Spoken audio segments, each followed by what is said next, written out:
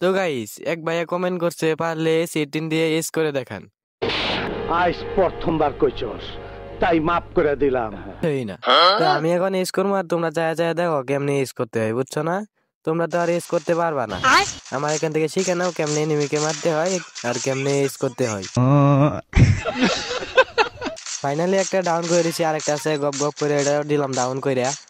তো এই দুইটার আগে ফিনিশ দিয়ে নেই, না হলে আবার রিভাইভ দিয়ে দিবে। তারপর আমি ইন্টার নাইন মারতাছি, কারণ না হলে তোমরা তো আবার কইবা যে চালে উঠতে হইতে হইতে তো সবাই ইউজ করতে পারবে, কিন্তু আমি তো ওই ধরনের বট না, যার কারণে আমি ইনো নাইমে আয়া পড়ছি। আর এখন দেখবেন আমার খেলা।